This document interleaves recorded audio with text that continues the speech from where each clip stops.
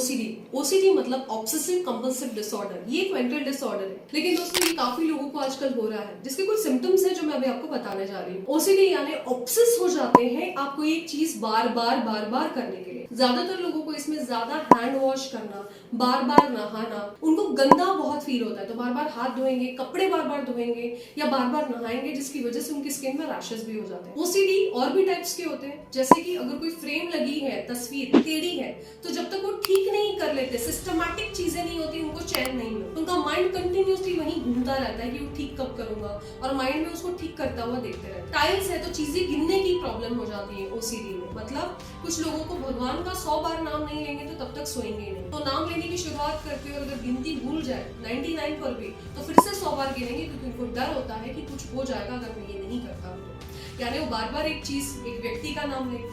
OCD में mental thoughts आते हैं, विजुअल्स दिखते हैं जो वो नहीं देखना चाहते, और वो विजुअल्स इनको डिस्टर्ब करते हैं, और बार बार वो विजुअल्स उनको दिखते रहते हैं जो उनको डराते हैं। अब डराते हैं मतलब इसका ये मतलब नहीं कि उनको भूत दिखते हैं, बल्कि उनको भगवान दिखते हैं बार बार, और उनको बुरा लगता है कि भगवान क्यों दिख रहे हैं बार बार। यानी उनको लगता है कि मैं पढ़ाई नहीं करता और भगवान दिख गए, तो विजुअलाइजेशन में उनको दिखता है कि भगवान है और मैं जैसे बाथरूम जा रहे हैं तो उनको भगवान का विजुअल दिखेगा, भगवान दिखते हैं, तो उनको बुरा लगता है कि मैं वॉशरूम में हूँ और भगवान दिख रहे हैं।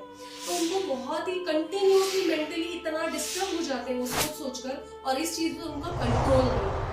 ओसीडी नॉर्मल लोगों को भी होता है, ऑब्सेशन कोई चीज का, बार बार एक चीज करने का। जैसे आज आपको किसी को मीट करने जाना है, मीटिंग करने, तो मीटिंग में कैसे जाऊंगा, कौन से कपड़े पहनूंगा, फिर ये रास्ते से जाऊंगा, नहीं बीच की गली लेके जाऊंगा, फिर वहां क्या बोलूंगा, और वो जब तक वो एक्शन कर नहीं लेते, कंटिन्यूसली वो चीज उनके दिमाग में कंटिन्यू घूमते रहेगी जब तक वो हो नहीं जाती। तो ये ओसीडी के बहुत सारे प्रकार है। अब ओसीडी होने का मेन रीजन क्या होता है?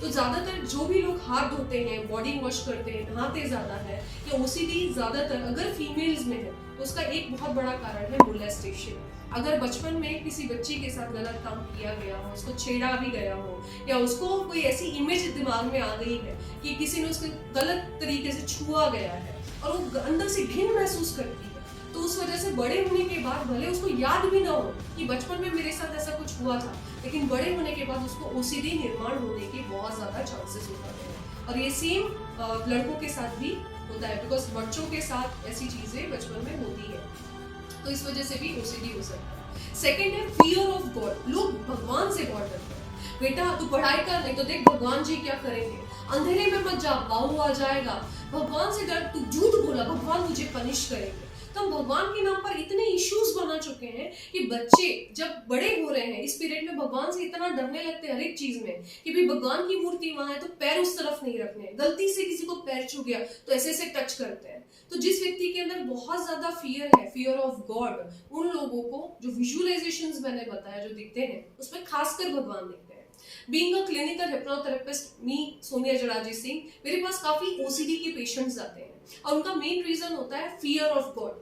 तो दोस्तों मैं कुछ सजेशंस आपको देना चाहती हूँ, बिकॉज ये डिसीज तो ऑफकोर्स जब तक आप कंसल्टेशन के लिए क्लिनिक में नहीं आते हैं, पर्सनली आपकी हिस्ट्री में जाकर आपके जो भी ट्रॉमाज है वो हम नहीं निकालते, हम ट्रीट नहीं कर पाएंगे, और ये बिना मेडिसिन के होता है। बिकॉज मेडिसिन जब आप लेते हैं एलोपैथिक, तो ज्यादातर डॉक्टर्स आपको देंगे नींद की गोलियां, दिमाग मंद करने की गोलियां, जिससे आप सिर्फ दिन भर सोते रहेंगे। लेकिन हिप्नोथेरेपी कैसा इलाज है जिसमें आप बिना दवाई के आपको ठीक करते हैं। सो इस इलाज में सिर्फ इतना है कि आपके माइंड की जो ब्लॉक है, जहाँ से ओसीडी निर्माण हुआ है, वो कौन सा इमोशनल चार्ज है उसको हम निकाल देते हैं। इसके लिए तो आपको ट्रीटमेंट के लिए आना है, लेकिन इसको थोड़ा कुछ हद तक कंट्रोल करने के लिए आप क्या कर सकते हैं? तो थोड़ा पहली बात तो गॉड का फियर निकालिए।